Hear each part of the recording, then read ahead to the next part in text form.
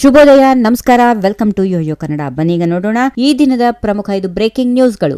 ದೆಹಲಿ ವಿಧಾನಸಭಾ ಚುನಾವಣೆಯಲ್ಲಿ ಬಿಜೆಪಿ ಗೆಲುವು ವಿಚಾರ ಮಾತಾಡಿದ ಜನಾರ್ದನ್ ರೆಡ್ಡಿ, ಇದು ಪ್ರಧಾನಿ ನರೇಂದ್ರ ಮೋದಿ ಅವರ ಜನಪ್ರಿಯತೆ ತೋರಿಸುತ್ತದೆ. ಬರುವ ದಿನಗಳಲ್ಲಿ ಕರ್ನಾಟಕ ಸೇರಿದಂತೆ ಇಡೀ ದೇಶ ಬಿಜೆಪಿ ಮಯವಾಗಲಿದೆ. ಕಾಂಗ್ರೆಸ್ ದೆಹಲಿಯಲ್ಲಿ ಶೂನ್ಯವಾಗಿದೆ. ನಮ್ಮ ರಾಜ್ಯದಲ್ಲಿ ಗ್ಯಾರಂಟಿ ಸುಳ್ಳಿನ ಸರಮಾಲೆ ಮೇಲೆ ಕಾಂಗ್ರೆಸ್ ಪಕ್ಷ ಅಧಿಕಾರಕ್ಕೆ ಬಂದಿದೆ. ಕಾಂಗ್ರೆಸ್ ಪಕ್ಷ ಕರ್ನಾಟಕ ಸೇರಿದಂತೆ ದೇಶದಲ್ಲಿ ಶೂನ್ಯವಾಗಲಿದೆ ಎಂದು ಜನಾರ್ದನ್ ರೆಡ್ಡಿ ಹೇಳಿದರು. ಸಿಎಂ ಹುದ್ದೆಯ ಮೇಲೆ ಕಣ್ಣಿಟ್ಟಿರುವ ಲೋಕೋಪಯೋಗಿ ಸಚಿವ ಸತೀಶ್ ಜಾರಕಿಹೊಳಿ ಪುತ್ರ ರಾಹುಲ್ ಜಾರಕಿಹೊಳಿ ರಾಜ್ಯ ರಾಜಕಾರಣಕ್ಕೆ ಭರ್ಜರಿ ಎಂಟ್ರಿ ಕೊಟ್ಟಿದ್ದಾರೆ. ರಾಜ್ಯ ಯುವ ಕಾಂಗ್ರೆಸ್ ಪ್ರಧಾನ ಕಾರ್ಯದರ್ಶಿ ಸ್ಥಾನಕ್ಕೆ 1,80,000 ಮತಗಳ ಪಡೆದು ಆಯ್ಕೆಯಾಗುವ ಮೂಲಕ ಎಲ್ಲರ ಗಮನ ಸೆಳೆದಿದ್ದಾರೆ. ರಾಹುಲ್ ಜಾರಕಿಹೊಳಿ ಗೆಲುವು ಬೆಳಗಾವಿ ಜಿಲ್ಲೆಯಲ್ಲಿ ಮಿಂಚಿನ ಸಂಚಲನ ಸೃಷ್ಟಿಸಿದ್ದು, ಸತೀಶ್ ಜಾರಕಿಹೊಳಿ ಪುತ್ರಿ ಪ್ರಿಯಾಂಕಾ ಜಾರಕಿಹೊಳಿ ಈಗಾಗಲೇ ಚಿಕ್ಕೋಡಿ ಲೋಕಸಭಾ ಕ್ಷೇತ್ರದ ಕಾಂಗ್ರೆಸ್ ಸಂಸದೆಯಾಗಿದ್ದಾರೆ.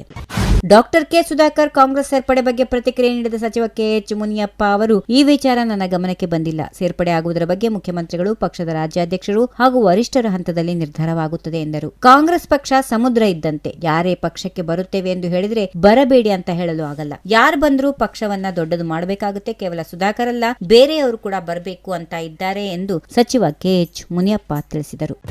ದೆಹಲಿ ವಿಧಾನಸಭಾ ಚುನಾವಣೆಯಲ್ಲಿ ಎಐಪಿ ಪಕ್ಷ ಸೋಲಿನತ್ತ ಮುಖ ಮಾಡಿದ್ದು, ಬಿಜೆಪಿ ಭಾರೀ ಅಂತರದ ಗೆಲುವಿನತ್ತ ದಾಪುಗಾಲಿರಿಸಿದೆ. ಈವರೆಗಿನ ಫಲಿತಾಂಶಗಳ ಅನ್ವಯ ಒಟ್ಟು 70 ಕ್ಷೇತ್ರಗಳ ಪೈಕಿ ಬಿಜೆಪಿ 43 ಕ್ಷೇತ್ರಗಳಲ್ಲಿ ಮುನ್ನಡೆ ಸಾಧಿಸಿದ್ದು, ಎಎಪಿ 27 ಕ್ಷೇತ್ರಗಳಲ್ಲಿ ಮಾತ್ರ ಮುನ್ನಡೆ ಕಾಯ್ದುಕೊಂಡಿದೆ. ಇನ್ನು ದೆಹಲಿ ಮುಖ್ಯಮಂತ್ರಿ ಅಭ್ಯರ್ಥಿಯಾದ ಅರವಿಂದ್ ಕೇಜ್ರಿವಾಲ್ ಮತ್ತು ಮಾಜಿ ಉಪಮುಖ್ಯಮಂತ್ರಿ ಮನೀಶ್ ಸಿಸೋಡಿಯಾಗೂ ದೆಹಲಿ ಜನತೆ ಶಾಕ್ ನೀಡಿದ್ದು, ಇಬ್ಬರು ನಾಯಕರು ಸೋಲು ಕಂಡಿದ್ದಾರೆ.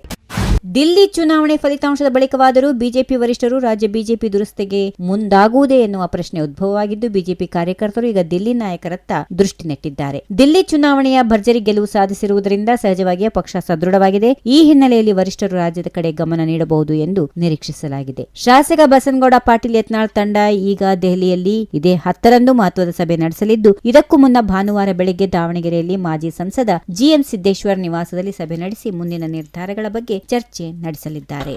ಈ ವಿಡಿಯೋ ನಿಮಗೆ ಇಷ್ಟವಾದಲ್ಲಿ ಲೈಕ್ ಮಾಡಿ, ಶೇರ್ ಮಾಡಿ, ಸಬ್ಸ್ಕ್ರೈಬ್ ಮಾಡಿ.